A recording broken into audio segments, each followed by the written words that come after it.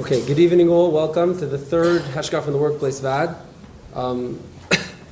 Tonight we have the privilege of having Rabbi Elefant join us. I just wanted to give a short introduction, and then I'll cede. The pasuk in last week's parsha tells us about the simanim of kosher fish, and it mentions that they need to have fins and scales.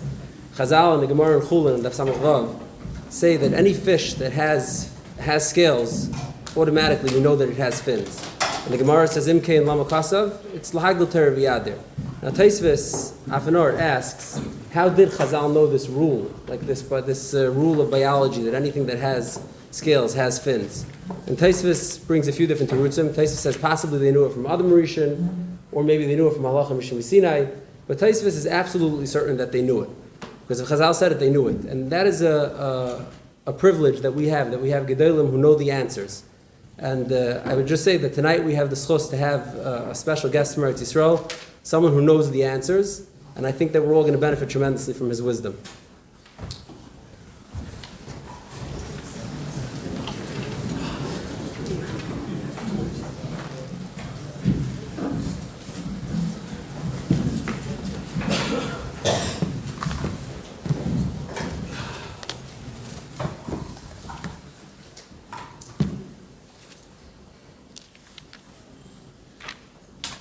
Well, I don't know about the whole introduction. He said, it's true that I came from Eretz Yisrael.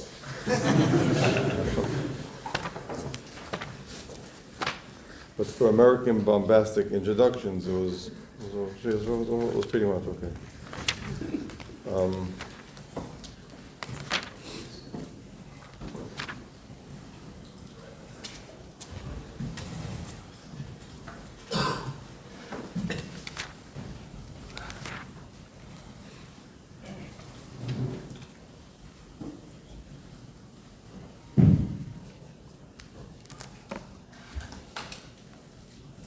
First of all, it's a Kiddush Hashem that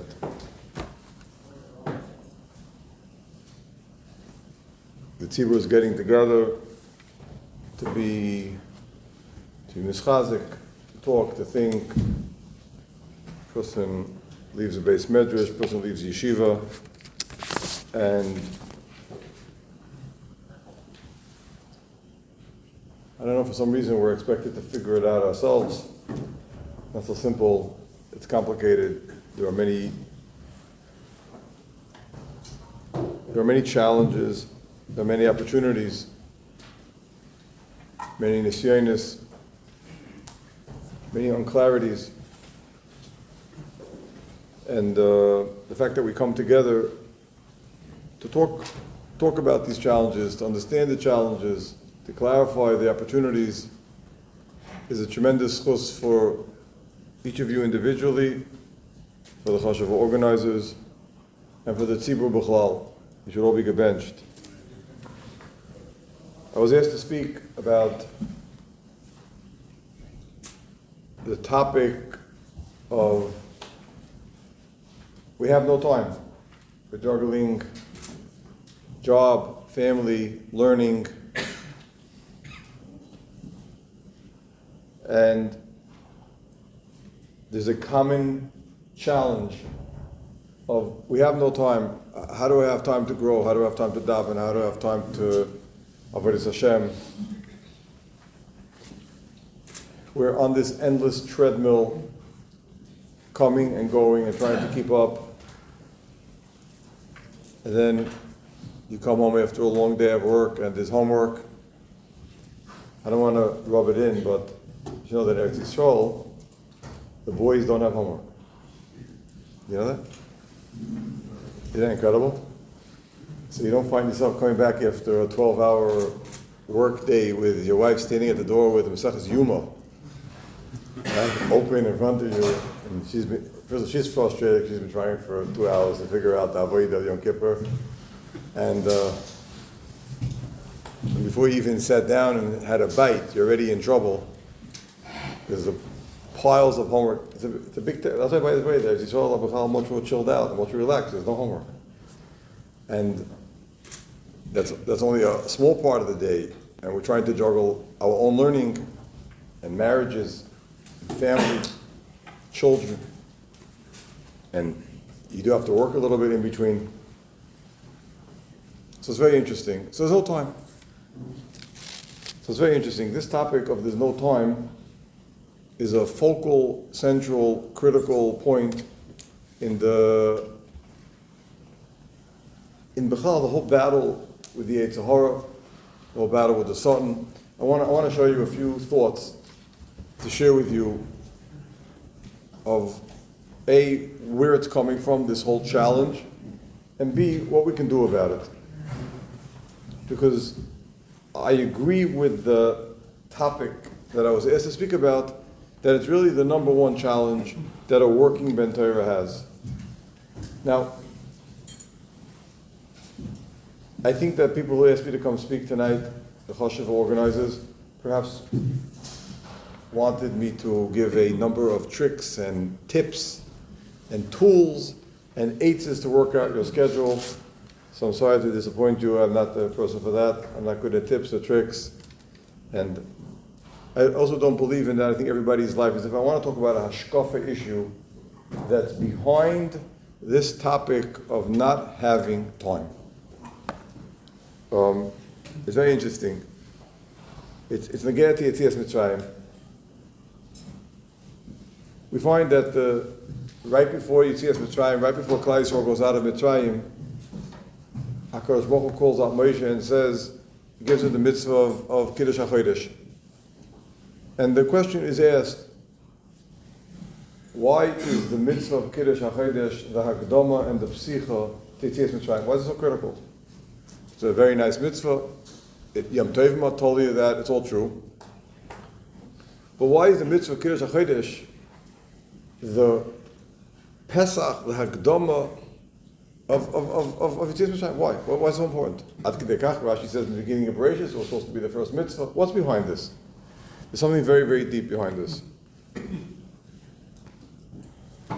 In the pasuk, in the Bris Ben Absarim, when HaKadosh Baruch Hu describes to Avraham Avinu the Golus Mitzrayim, there's a fascinating diak.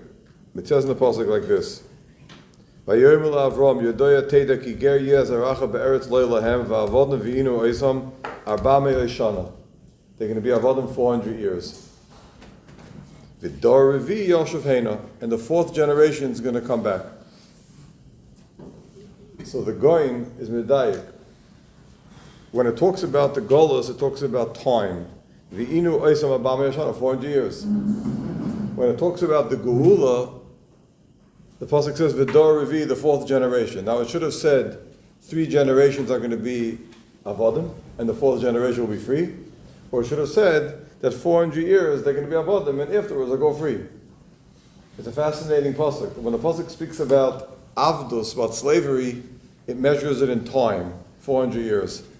When it talks about the geula, yashuvu, it measures it in people, in generations. The pasuk changes syntax.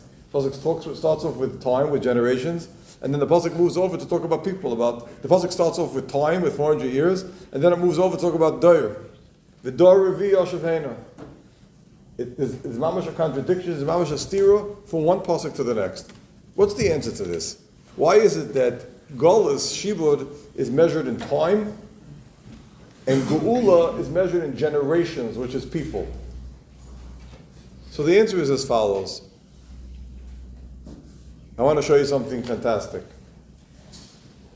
The Golus Mitzrayim begins at the beginning of Parshas Vayechi, where Rashi says, Lama Parshas Ustuma,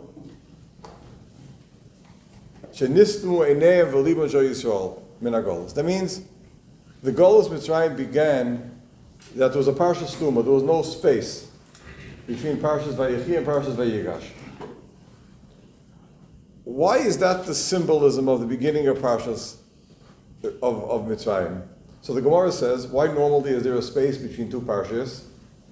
So the Gemara says, Revach leMoshe lizboinin bein parsha leparsha. The reason why there's a space between the parshas is to give Moshe Rabbeinu a chance to think about what he heard, to absorb, to consider, to weigh. Revach lizboinin. There should be time to think. Golus begins when a person doesn't have time to think. That's when Golus begins. Golus is that a person doesn't have time to think. There's no Revach lizboinin. You can't catch his breath. What's the pasuk say? V'lo shamu al Moshe mekoitze ruach. When there's no time to catch your breath and you don't have time to think, that's the beginning of Golos. There's no Ravach's push. It's one long run on. I want to show you something phenomenal. The Golos began with a parsha Stuma, where there was no space, and the Geula ended with the parsha of Oz Yasher or Shira, which is the ultimate, to use a bad lashon, spaced out parsha. Okay? Why is it spaced out? Every word, right? Ariach Hagabi Levena, there's a space between every word in Oz Yasher. Because the Golos began with a parsha Stuma, there was no time to think. There's no Revach Liz Boinim in parsha the parsha. It says the Sfas Emes, and how did the Golos end? What's the Geula? Zekeli Vanveu. Oz Yasher. Over there, there's the absolute spaced out, one word after the other, the space between every word. That means there's time to think. Those are the two bookends of Golos Mitzrayim and Geulas Mitzrayim. It begins with a Parsha Stuma. It begins that there's no space, there's no time to think, there's no Revach Lisboin. There's not even this much room to consider Lisboin, to think a little bit deeper, to be Mizboin in what's going on in my life. And it ends, the Geula ends with the Spitz open Parsha, the Spitz space Parsha from one word to the next. There's absolutely enough time to think. We find Mesilas Yesharim is very interesting. He says something which is fascinating.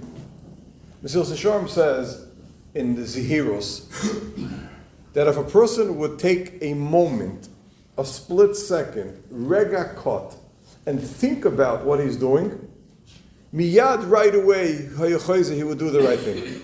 One split second. Why is that? Always intrigued me.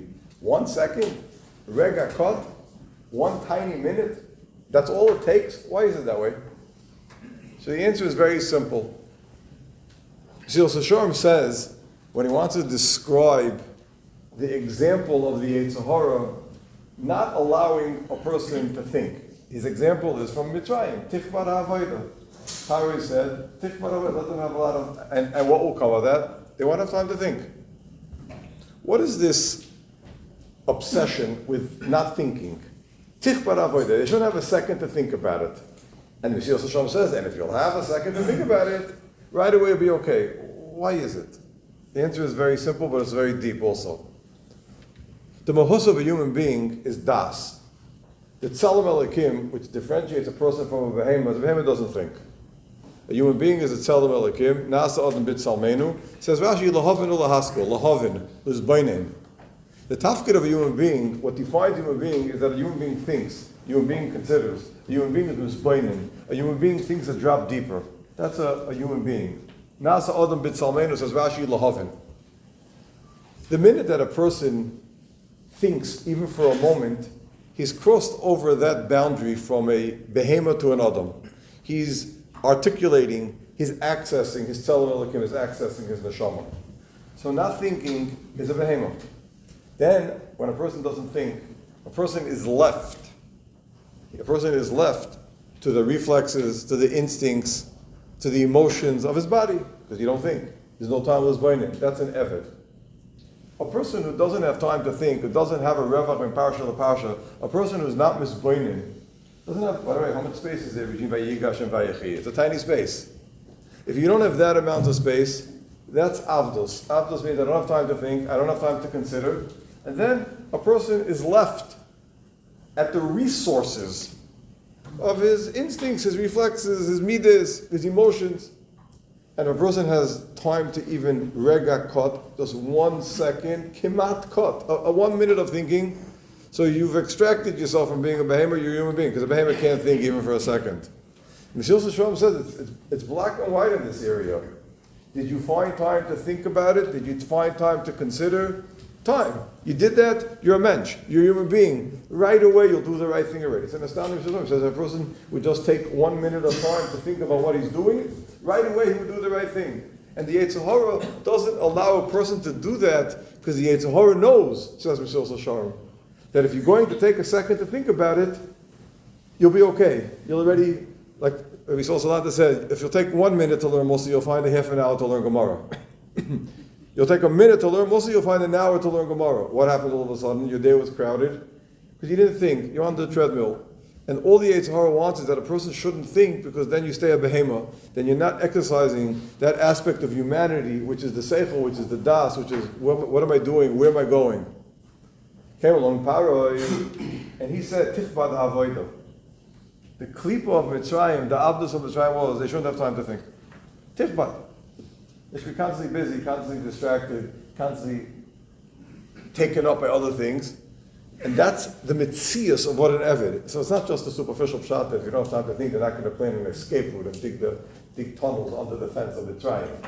What it means is that the state of Avdus is a person who can't think, who doesn't think, who doesn't have time to think even for a minute. Tich bar ha'avoda. And that's why, since the klipa of Mitzrayim is tich bar ha'avoda, is don't have time to think, so the Avdus of Mitzrayim begins with there's no no time to think. The Geula of Mitzrayim, says the Heilige Sfas Emes, has to end with a parsha of Oz Yosher, with the parsha of the Shira, where there's time to think, where there's a Revach with parsha to parsha. Those are the two bookends of Shibud Mitzrayim, Geulas Mitzrayim. Do you have time to think? Are you a human being? Do you have time to exercise your das? Says the Heilige Mesilas L'Sharm, if you'll just have 5 minutes to think, you'll already be on the other side. You'll be in a different place completely. This Yisoid is very interesting. The Ramban says it in 2 places. I want to share with you. It says, when Aaron and Miriam spoke negatively about Moshe Rabbeinu, so it says, HaKadosh Baruch Hu appeared pis oim, all of a sudden. Suddenly. So the Ramban in Parashat Ba'alesra says, what does pis oim mean? It means quick, sudden, without warning. Listen to what the Ramban says. Migzeras pesi. It comes from the word fool. Why is a pesi called a fool? Why is it a pesi called a fool? So he says that Dover Shalei Allah Alev, something that you didn't think about, something that you didn't have time to consider. Then he says afterwards, Upsayim, somebody who's a fool, Heim hanimhorim b'yosef, she'elam iyim b'dover. They don't have time to take a second look at something. They're called pesi. Pesi, Loshev is interesting. Pesi is called a fool. Why is he a fool? Because he's pissed off. He doesn't have time, he's in the fast track. He never has time to consider, never has time to take a second look, never has time to think. That's one Ramban. The second Ramban in Parashas Mishpatim says, Ki yifat na'ibsu, right? They seduced. What's the Lashon over there? If you seduce a young girl. So, by the way, in the Torah we find, when we talk about the Yetzer Hara, it's called Yiftel Levavchem. Says the Ramban in Parashat Mishpatim, Ki yifate midaber al libo, he convinced her. Where's that Lashon from? Says the Ramban in Parashat Mishpatim, it's the same idea. L'chein ha'anoshim asher ein daitam shlema, people who don't have das to think, v'yitel libam, they fool their hearts, b'dvorim b'tchilas inyanam, they only look at the superficiality, only at the beginning. Tchilas inyanam. Yikru p'soim, they're called fools. Pasuk says, Pesi yamin l'chol davar, a fool believes everything because he doesn't have time to think about it. V'amesis asapsula, and this guy who's seducing the girl, he's called a mefata. Is it fascinating? Pisoy means fast. Pesi are people who live in the fast lane and never have time to think about anything, so they just take a first look at things. And yifate, which means the koyach of the Yetzer Hara of yifta levavchem, how does the Yetzer Hara convince us of doing things that we don't want to do? By keeping us in the fast lane that we don't have time to think about anything. Pisoim, Pesi, yifta levavchem. State in this Ramban an incredible thing, that the entire koyach of the Yetzer Hara, the entire koyach of the Yetzer Hara is based on the idea that you're going to be pisoim in the fast lane, that you don't have time to think about anything. You are therefore going to turn into a pesi, a fool, who believes every narishkeit, every shtos, every stupidity, every triviality, every pettiness that is going to wave in front of you because you don't have time to think it to make sense or not.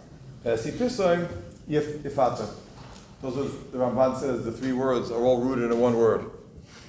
So Paro knew this. Paro knew that the state of mind of being an Eved is a state of mind of not being able to think. Not just because I don't have time strategically or tactically to do anything to get out of the mess. But it means that Chvidish kem mensch.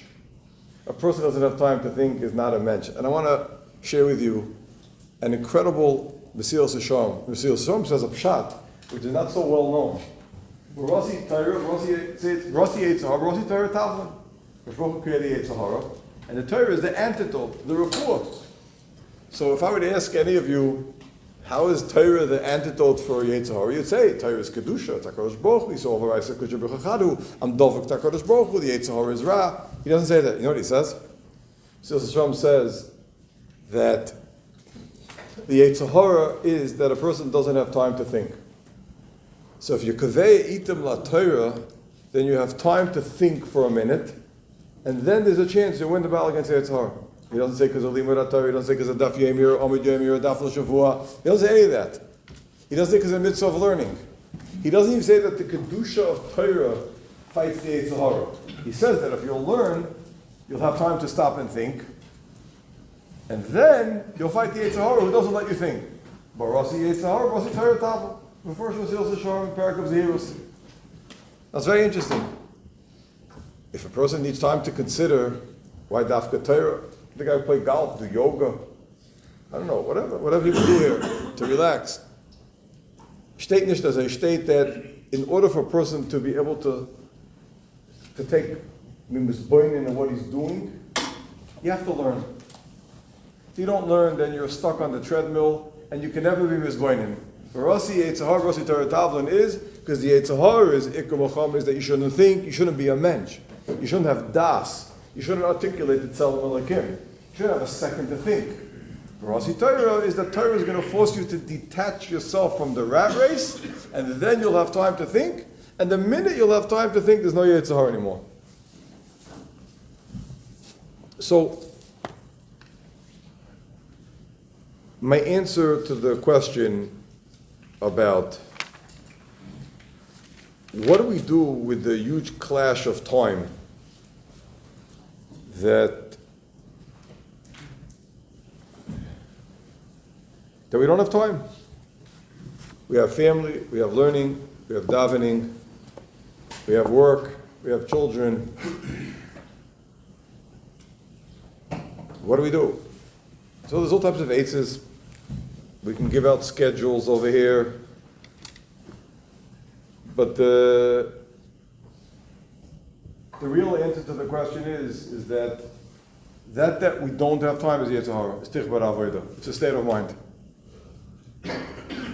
Maybe Sol Salanta said that if you have a half an hour a day, what you learn Musar. And he said if you learn Musar half an hour a day, you'll find another hour or two to learn. What did he mean, by the way? He meant it as a segula. What he meant is that we don't have time, and we are busy, by the way, and we do have jobs, and we do have family, and we do have our own ruchnius, and we have other obligations, social obligations, kehillah obligations, tzibur obligations, it's all true. But at the end of the day, the sense that we don't have time is Yitzhahara. And if you go through the Mesilas Yesharim and his Prokum Ziris, he expresses that that's not just a Yitzhahara, it's the Iker front line where the Yitzhahara fights us, that he creates a situation that we don't have time. We don't have control of our schedule, and we don't have control of our lives, and we don't have time to think. That's why Moed Rabbi say, Kiddush HaChodesh is the first mitzvah before Yetzias Mitzrayim. Because if Avdus started with no time, with no Revach Lizboinen, so the first mitzvah before you go out of Mitzrayim is that you take control of your calendar. We're in charge of the time. Ad Shebezin says Mekudesh, Mekudesh, Mekudesh. Avdus is that I don't have time to think. That's Avdus. I don't have a Revach of this Boinen. Vinish kemench. And until a person takes charge of his calendar, that I'm the one who's kaveh what today is, whether today is a Yom Tiv and today is not, I'm in charge of my schedule. Mitzvah Kiddush HaChodesh said that a Yid has shlita over the time. Yerushalmi says that if they were Ma'aber Hashanah, so the girl who was 3, she got back her Basulim. Because we control time. And that's why Kiddush HaChodesh is first. Because it's the first one. You can't have Yetzias Mitzrayim without that. Because Kol Zman, you don't control the time, and the time controls you. You're an Eved. See, and that's why the Pashup Shat, why when the Pasuk speaks about Avdus, it speaks about time. Abba Me'yoshana. Because Kol Zman, you're under the captivity of your schedule, that's Avdus. When the Pasuk talks about Geula, it talks about people. V'dor revi Yosheveinu. And that's the switchover. Kol's man, the pasuk speaking about avdus, the pasuk speaks about time. Abame Yoshana, you're under the calendar, the time goes by. You want to talk about geula? That's the mensch. That's v'dor revi. So Abame Yoshana, you have Yoshana. The geula, regardless of 400 years. The geula is the mensch, that the person took the initiative and he took control. Look, let's be honest. It's not that we're all busy, okay? I personally don't work, okay? So I can't talk about how heavy the day is, how busy the day is. I'm a base fetish, I'm a Kollel young man, and I'm a yeshiva. And there's huge pressures. It's true, a person has a job, a person has a business, a person has to support parnasa. It's an incredible oil, it's an oil which is part of the avodas Hashem of a person. Then you come home, the above mentioned homework, crisis, trauma. And then you have family, and you have your own learning, and you have events, and you have, I forgot about Simchas, Shavuot Brachos, L'chaims, Ofros, V'cholu, B'li Ein Har, no Simchas. All that is not the reason why we have no time. We have no time because the world has created a matziv today where the ikar klipa of the Yetzer Hara today is that there isn't a second to think because we are constantly distracted. There's no Ravach who's going in Parshal Parshal. I was talking about technology in many places, and I won't bore you because you're going to have the people who organize the evening shot if I talk about technology. So I'm not talking about technology, okay? Correct? Who organized it? Which was what I... Yeah? But you know why we have no time?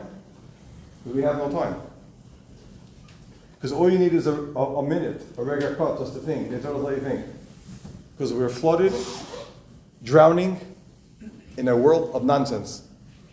That the entire matorah of the world of nonsense is that we shouldn't have time to mizbayne. Because if we have Reva, mizbayne, we won't be avodim anymore. We'd be out of Mitzrayim. We'd be dor revi. We won't be at Avam Yoshana. And the world we live in is a world of distraction. It's a world of distraction. By the way, what's the item distracted with? You'll tell me. Nothing of grave importance, by the way. Pettiness, narishkeit, stupidity, trivialities. What we call in yeshiva is katnus. And that's avdos, by the way. So, yes, we're busy, and yes, we're schedules. The ones who feel overwhelmed and are on the treadmill is not a function of how your day looks. I know people who have very long days, longer than most of you. People who are masmidim, people sit and learn, people have big families, and people have oils of zibur, and they don't have the sense that I don't have time to breathe. Because Yitaka don't have time to breathe. The Torah doesn't let that second, doesn't let that moment. That moment, by the way, is the moment that we're busy with narishkeit, with news, with things which are the point. And I think I'm going to discuss whether a person should know the news or not. We're talking about the constant nature of it, that there's never even a revach who's boinin. We never have a second to catch our breaths and to meditate and to think. Messiah Yosef says, because if you'll have that moment, you'll be okay. You'll already consider your ways. You'll even sakin your drochim. You'll feel you're in control of yourself. You feel a human being. So the reason why this topic of scheduling, time, job, marriage, work, the reason why it depresses us so much is because it gets us to a state that we don't feel like a mensch. We feel we don't exercise das anymore. And the secret in all these things is just make a revach l'zbainin. Make time. Find that revach l'zbainin. Between Vayigash and Vayechi, somewhere in the day there has to be a few inches of space to stop and think, what am I doing? By the way, the minute you'll find a minute of space in the day in the flow of information, which is a constant distraction, I promise you we'll find more time.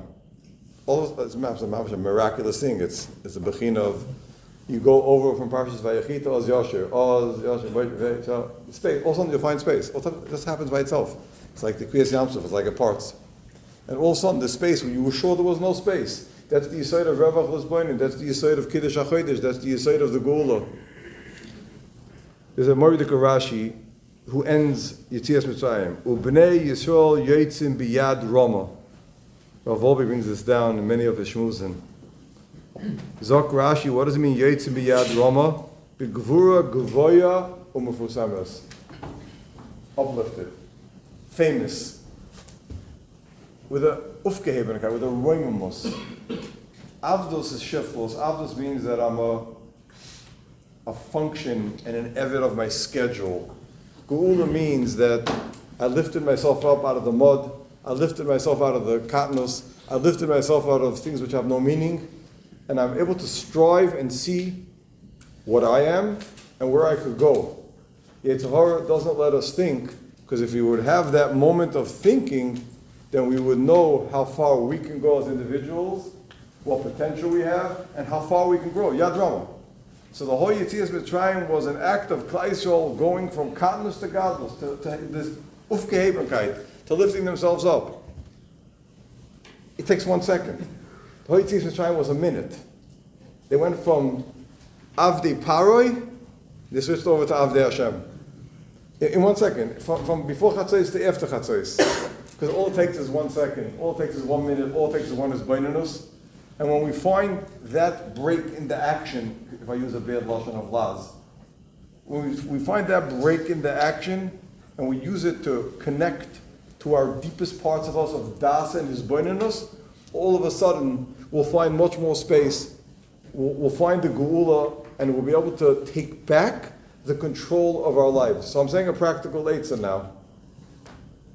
That we feel chased and hunted on the treadmill is a ruchni yazdika problem. It's not a scheduling issue, and it's not a technical problem. It's a state of the Yetzer hara not letting a person find the time.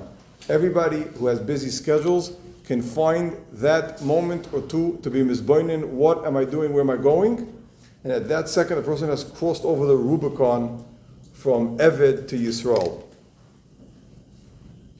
Take some questions. I should sit for the panel? You want to sit? No, it's fine. Stand. I'm supposed to sit, but I'm not sure how panels work anymore. Your name's not Bessa, right? Not yet. What? I'll sit there. I'm just going to move it where they can see you, I think. I don't know what. Just move it like this. Let's go over here. Oh, the stage? Yes. Okay, we're gonna break tonight's questions into a few different segments. We're gonna start with the questions related to men and women in the workplace from a halachic and hashkafa perspective. So a good relationship between coworkers in a company is definitely ideal and encourages better work. Some offices make a point of doing activities or office lunches together. Should this be avoided? Yes, the whole question. The whole question? Okay. What about the social media aspects of interaction between men and women in the office?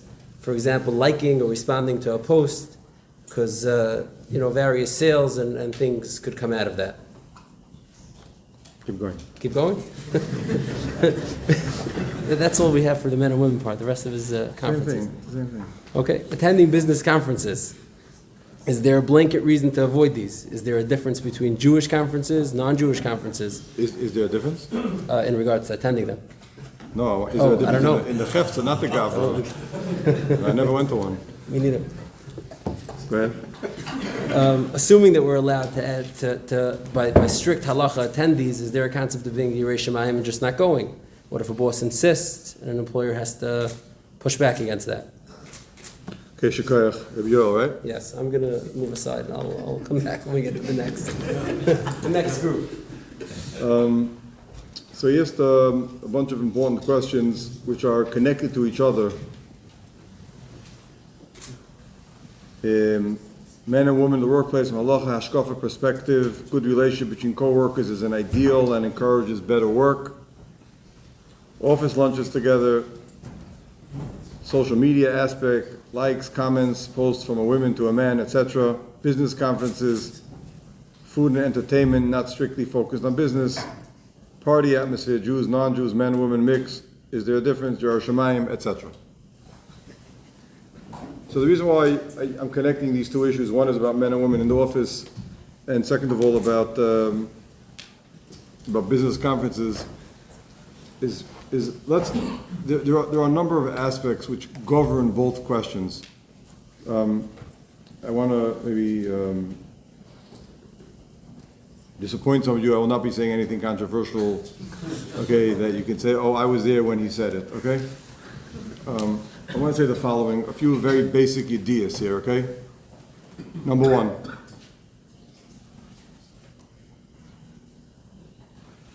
let's talk about the topic of Kedusha from a very, very deep level, because if we can understand what's the issue of Kedusha, the issue of men and women mixing, etc., so then perhaps we can appreciate the topic greater and deal with it with the gravity that needs to be dealt with, okay?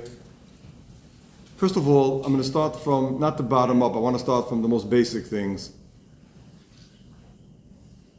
Everybody here in this room is what we call, I call Orthodox Jew, right? What's called a Shomer Torah mitzvahs. Now, all of you, and I know many of the faces here, and all of you, in every area of your life, when you have a shayla, you go to a Rav. You have a shayla in Hilchos Shabbos, you go to a Rav. You have a shayla in Hilchos Nida, you go to a Rav. You have a shayla of whether to name your son after your wife's grandmother, who I go to 4 Rabbanim, and you collect different yedias, and the grandmothers are like that, and there's a step-grandmother involved in the picture, and she has a different opinion, and Chas V'Shalom was saying, nobody wants to do anything without asking a Rav. For some reason, when it comes to the area of, like, I don't know, Hishtadlos or Parnasa, like, there's a word in Latin called ex territoria. The Rabbanim are like, mind your own business, we know better. Everything in Yiddish life, by the way, is governed by halacha. Okay? Everything in Yiddish life is governed by halacha. Every area, Shulchan Aruch. So, if you consider yourself to be a Shomer Torah mitzvah, I'm saying on a very, very basic level, first of all, and you ask Kishal Hilchos Shabbos, and you ask Hilchos Yoreh V'Deya, and Hilchos Nida, and Hilchos Kriyas HaShemois, so then ask a Rav, is it mutter or is it also? Like, I don't even understand the question, by the way, with all due respect. Maybe I'm just extreme Yerushalmi zealot coming in from a war zone, so some of you think maybe the pressures of the Middle East heat, which started last week, by the way, has affected my thinking patterns. But I don't understand. Like, first of all, I don't understand the question. What does it mean? Like, you have a question how to run your office. You have a question who to talk to. You ask a Rav. You have a Rav. First of all, you have a Rav. Yeah, no. So then, why'd you come tonight? You're bored, or you want to get out of Pesach cleaning? No. So why are you here tonight? Because you want to do the right thing, or the people watching. So you have a Rav. First of all, it's the same Rav. You ask ABC. You asked him last week. You had a Mari. You asked him Shayla. So why don't you ask him how he feels like in the office? I don't say the office is off territory, that's Mizrahi. Mizrahi said the Rabbanim are only allowed to pass in Hilchos Shabbos. What do you call it? They stay out of politics, because politics don't do with them. They know better. So decide what you are. That's the first thing. I don't understand the whole question, B'chol. I don't understand the whole thing. You have a shayla of how to run an office, go ask a Rav. The halacha governs every area of Jewish life. So like, are you allowed to go to a business conference that has a party atmosphere, Jews and non-Jews, men and women mix, and there's an etc. here, noch dazu. So I'm asking, understand, you need to be in the Kollel Shas Yidden to know the answer to such a question. Like you need to have Yodin 50 times with Smicha for Moshe Brandsdorfer. I don't know what do you mean. A guy doesn't know the answer to halacha. There's no halacha that governs it. What's the shayla b'chal? So ask Rav. I don't understand. That's the first thing. The idea that b'chlal, the things are discussed at conferences, on panels, by Balabatim, it's a shayla for Rav. If it's not halacha shayla, so then why are we asking it? If it is halacha shayla, so why are we asking it? Manashach, I understand. It's governed by halacha. Ask a Rav. Is it mutter, is it also? That's the first thing I wanted to say. It's very important to understand. The second thing is that, that's Aleph, Beis. The Beis is that b'chlal, the context of Parnasa, there's a very deep Hashkafic issue over here. People say, but I have to make Parnasa. But we believe and we know that the Hishtadlus that we do for Parnasa is only a Hishtadlus. Parnasa comes from HaKadosh Baruch Hu. You should learn it well inside the Michtav Eliyahu, who speaks about how before the Chet of Adam Rishon, everything was taken care of. By the way, there's an incredible Gemara in the end of Kedushin, which I hold is a tremendous chizuk in Amunah. The Gemara in the end of Kedushin says that Miyamai lo Reisi, who's a blazer over there, I never saw a fox who's a storekeeper and a deer who's a this and a. It means, if you stop and think about it for a second, Rabbi Lezer is saying over there an incredible thing. The entire Bria is taken care of. They have what to eat. The dolphins in the South Pacific have what to eat. They eat the tuna fish. And who do the tuna fish eat? Well, if we would have gone to high school, we would know. But we don't know. They don't, in this town, there's no English.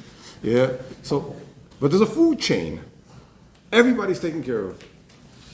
In Beis Yisrael, where Mir Yeshiva is, a cockroach never died of hunger. That not. Other things. Yeah?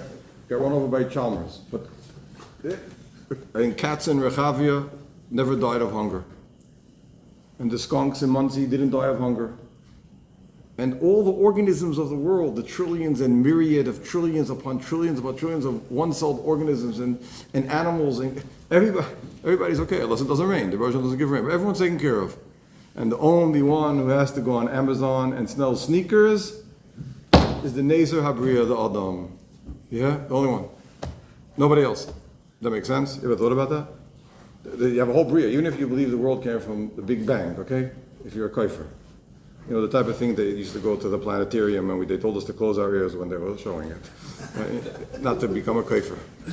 Even if you believe, but take a look at the Bria, yeah? Take a look at the entire Bria. The entire Bria, everybody has what to eat.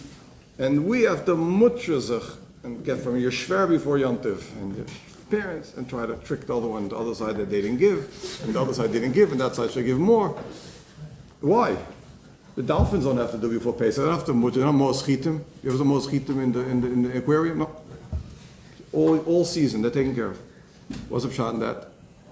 Because Parnasa is after the Chet of Adam Rishon, you have to do a shtadlus.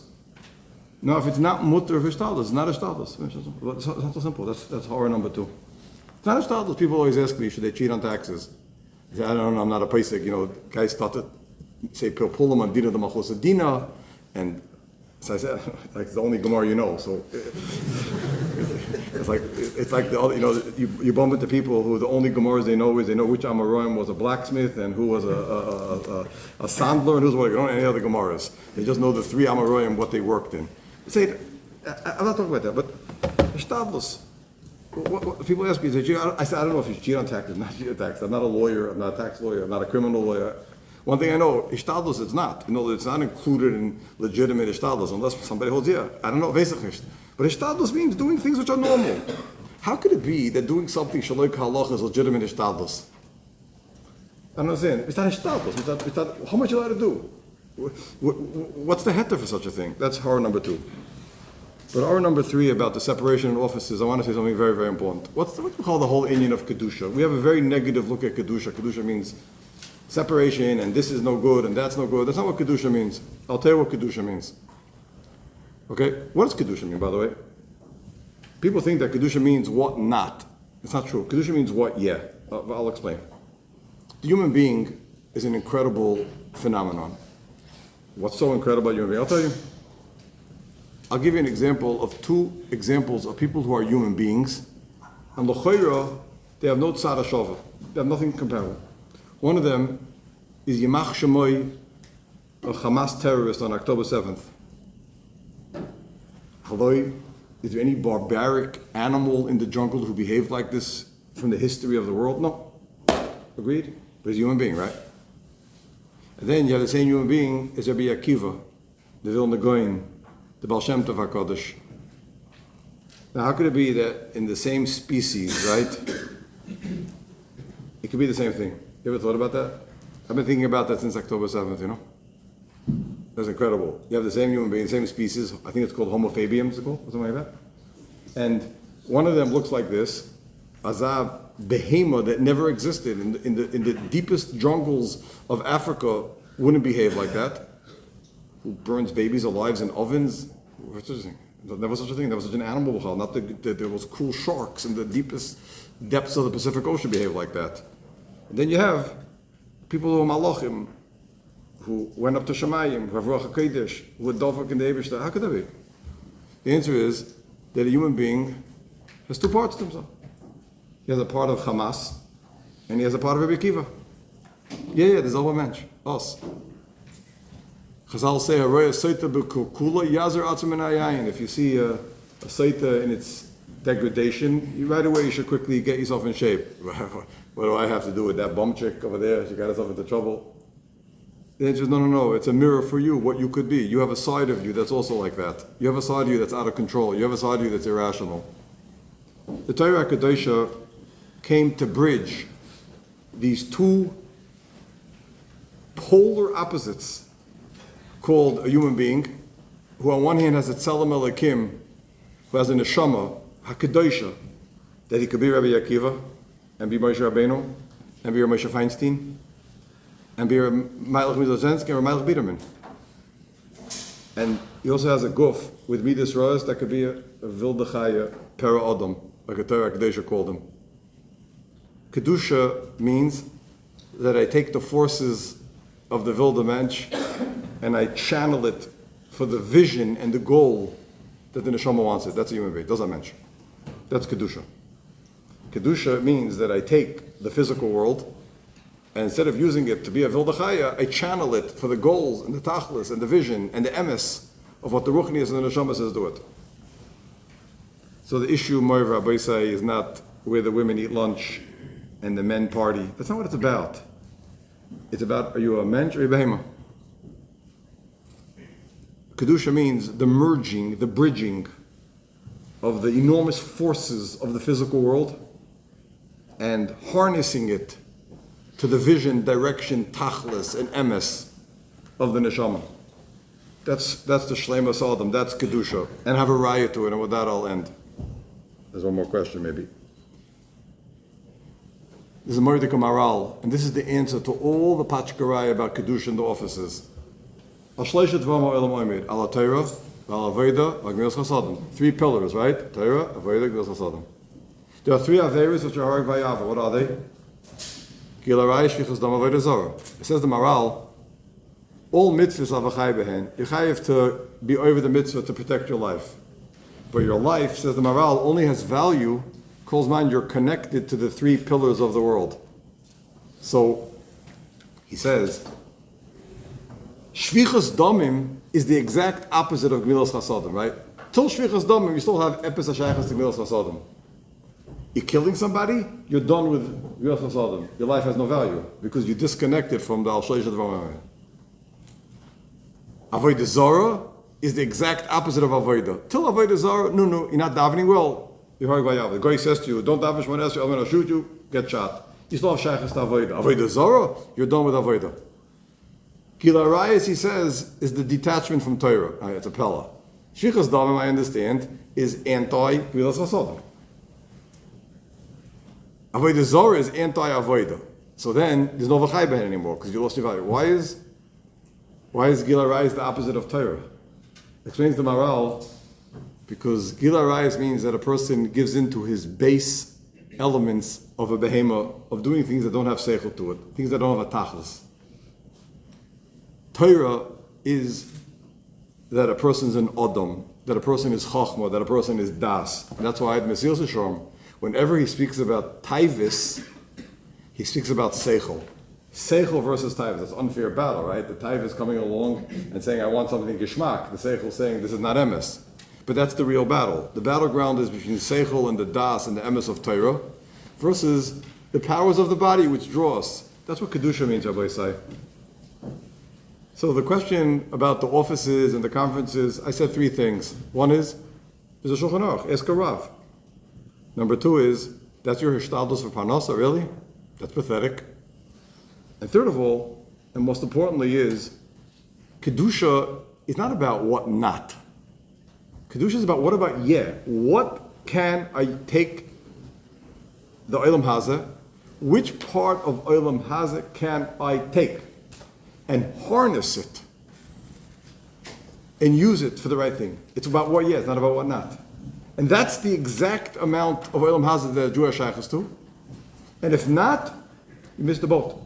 If not, you missed the boat completely. You missed the boat. That's what I have to say about the offices. One more question? What? Do we have a choice? Everything's a choice. Go ahead. Okay, this is a general lifestyle. I want to say one more thing about the offices. People say that you can't run a business with mixed offices and this separate and what do you mean and who? It's narishkeit. You can speak to countless and many people in this Hashkafa town who have offices al Taras HaKodesh and they're making very nice livings and they're big offices with tens and some of them hundreds of workers which are separate and they keep Shulchan Aruch, they keep Ishtadlus and they're holy. There's no excuse for it, Buchal. And it's time to stop this whole culture, this treifa culture of parties and mixed party and this thing called likes on the things. There's no heter for it, it's not appropriate. And nothing good's going to come out of it. And you can't have atzlacha from it. And then people want to get their kids into good seminaries afterwards. Why? Why? Like, why are you trying to get your kids into the best yeshivas for? If you're talking to somebody inappropriate, if you run a business that's not appropriate, it's a steer to the shechina. It's a steer to what we're here for. It's a steer to being a mensch. Go ahead. I interrupted you. Okay, this is a general lifestyle / chinuch question. It is understood that living beyond our means is incorrect, but is there an issue with living in a higher lifestyle when someone could afford it? And this again breaks down into several different subpoints. I'll read them all at once. Should one keep in mind that he'll be making it harder for others? What happens when one's spouse is requesting to live that lifestyle and it becomes a shalom bayis issue? Is there a difference if these things are being done publicly or privately? A simcha vis-a-vis an expensive vacation. And maybe as an additional... You know somebody went on an expensive vacation without anybody knowing about it? And maybe as an additional piece to this question, there are many who feel that there are not many kosher outlets for today's children and make the argument that there's a need to have certain luxuries as a form of an outlet, such as trips and expensive clothing. What is the proper outlook when it comes to this matter?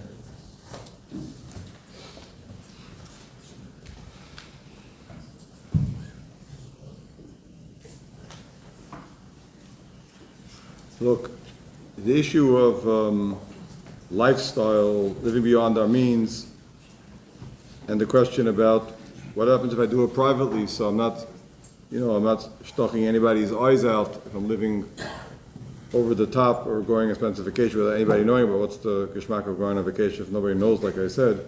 But lifestyles over the top, too much, we can afford it. So the issues like this, you all know that this is a big topic in this town, particularly the issue of lifestyles and expensive lifestyles, and I don't know if per capita there's another place with so many fancy restaurants of any Jewish concentration of population. I was once in South Africa, Sroy over there, right? What do we have there? Maybe there's more restaurants there, could be? What? Yesh Lodim Bazaar. But there's nothing else going on there, though. This is the story, Rabbi Isai. The story is that the overindulgence which has crossed over from occasional yechidim to becoming a new marker for a lifestyle is without question a threat to our way of life as from Yidden. And I would predict that if it's not going to be stopped in the next few years, we're heading towards a mega crisis sometime in the next decade, which could bring about the collapse of the entire world, which Rabbi Seinu built painstakingly over many decades. And the reason is very simple.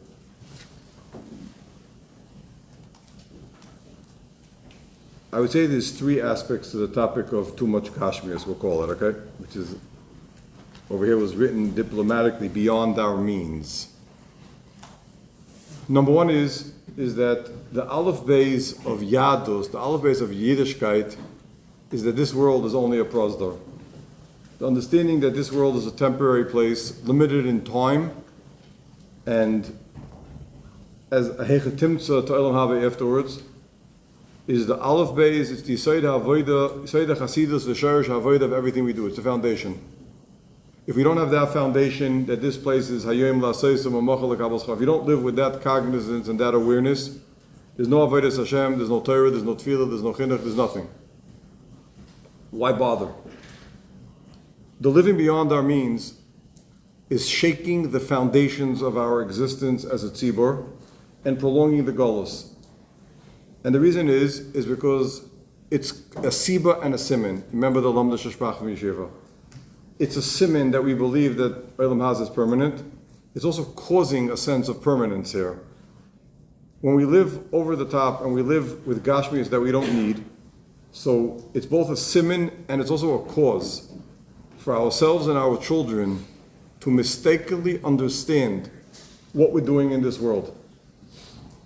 Now, there's a fundamental issue. If this world is not the prosdor and this world is the ikr, so then why are we bothering making ourselves crazy with Torah and mitzvahs? For what? For what? What are we going to Auschwitz for? Why do we get burned by the Inquisition? For what? If this world is a prosdor, if you really, you have to ask yourself, when you make a vachnacht for $25,000 or a kiddush for $40K, you have to ask yourself, when you have to ask your neighbor, and you have to ask yourself, like, what are we doing here? Is this the last stop? Is this permanent here? If yes, so then we've completely, it's an earthquake on the foundations of everything that we're about over here. What are you working for? For Elam HaKadosh Baruch Hu, for Elam Haba, Bayom Yishem Echad Shema Echad? What's our ikr? What's our tuffle? What's our destiny? What are we yearning for? What are we driving for? Forget about ruchnius versus gash. I'm talking about something much deeper. I'm talking about Olam Hazeh versus Olam Haba. Like, by the way, you have to ask yourself once in a while: Are you here for good? This is where we're at? Now, what's happening over here is that because there's an what's the lashon over here say? Beyond our means. Very diplomatic, low-scale lashon. Because we're living beyond our means, we've created a ruchnius threat, not to our lifestyle, to our way of life, to our fundamental values. What makes us tick? What's important? What's not important? What's ikr? What's tuffle? So it's not a superficial question of, well, I can afford it and that guy can't. And that guy said, maybe so don't do it. What do you mean? There's a much deeper issue over here. The issue over here is what's the ikr, what's the tuffle? What do you live for? What do you get up in the morning for? That's one issue. And connected to that is the big insecurity issue. What defines you? Every person understands that the entire overspending that's going on in part of this town is one big, massive insecurity. That all the people overspending need massive group. There aren't enough therapists in the town to deal with all the insecurities that are fueling the overspending. It's all about just trying to prove that you exist. You're just trying to prove that you exist. It comes from insecurity. It comes from not feeling good about yourself. Somebody feels good about himself, doesn't need to overspend, doesn't need to make a kiddush that pokes everybody's eyes out, doesn't need to make a simcha that pokes, doesn't need to go on a vacation that pokes everybody's eyes out. Doesn't need it. He feels good about himself. So when I, as an outsider coming from Yerushalayim, see a movement towards that, I see the Elam's insecure. I don't know why. We have to maybe somebody should write a doctorate about it. And I mean, first Elam has to have high school, but if they would have high school and they would get doctorates, so then they would write a doctorate about why people are so insecure over here that they have to make simchas and spend money that's over the top and over their heads to show off to who, by the way? To the next insecure guy? That's I never understood, by the way. Who exactly are the insecure proving something to? The next guy is just as insecure as you. It's chaval to spend so much money on that. But there's a very deep issue over here. That's a joke. That's cheparai. But then there's a fundamental issue of self-definition. So that's what defines you. That's what makes you who you are. Pasuk says, "Ayishalo chacham b'chachmasai, ayishalo gibo b'gvurosai, ayishalo oshir ba'oshrei, kim bezois yishalo hamisalo haskavideh." What makes you feel good about yourself? What gives you your self-definition? What gives you a sense of worth? It's kovid, it's oisher, it's chachma. These are all exterior. At the end of the day, you have to meet your maker alone, naked, just you yourself. And this issue is an issue that the tzibur as a tzibur has to rise up against and put an end to. It's a threat to our way of life. I see this as an existential threat to our way of life. That means our parents, our grandparents, for me it's my parents, for you it's mostly your grandparents, survived the war with sweat and blood rebuilt a world of ruchnias be'ikr, of moisdes, of yeshivas, of beis yankivs, of chadorim, of chasidus, and I see the whole foundation shaking now. I see the whole thing shaking. The whole thing shaking because the Yesod HaChasidus, the Sheresh HaAvodah, she's bar v'yisametz et ha'adam ha'chavasa ba'olamai. And the minute that chavasa ba'olamai gets blurred and gets shook up and gets distorted, and you take the ikr, which becomes a tuffle, and tuffle becomes the ikr, that's a threat on our way of life. And therefore the answer is not, could I go on vacation? People don't know about it. It's not about that. Now, there's another whole major issue, which I'm not even getting into, because you have to be a baldarga for that. That is, how much gashmi should a person take from this world? The avoida that a person came into this world in a prosdar, the main avoida is the relationship of you're passing through. It's what I went back to before. It's about Torah versus Gilarayis. It's about Seichel versus Taiva. A person came into this world, Moivra Boisai, to be Doimet HaKadosh Baruch Hu, Mahu Af Ata. The more a person indulges in unnecessary gashmis, I said unnecessary, so he is less godly. So the answer to all these questions of people know and people don't know, and I could afford it and I can't afford it, has nothing to do with anything. Because the issue of a Jew's relationship to Gashmias is he godly, is he spiritual, or is he not? That's what we came into the world for. So I'm saying two different things. One is I'm saying that mitzat avoida, this topic is shaking the foundations upon which our entire Jewish world stands. That's A. B, the second thing I'm saying is mitzat avoida. A person came into this world to be dovak HaKadosh Baruch Hu. A person came into this world to be godly. A person came into this world to be mahu afata. The definition of a person's relationship between his ruchnias and his gashmias is what defines, are you godly or not? So the amount of olam hazeh that a person is supposed to / allowed to take is the amount that allows him to live in a gashmiistic world, take what he needs, be happy and be calm, and yet remain godly. That's a very clear litmus test to Mr. Anonymous who wants to go on a privately expensive vacation without anybody knowing about it. But you know who knows about it? You know about it. And the question is, are you more of a godly person because of your expensive vacation that nobody knew about? Hashkafa to everybody.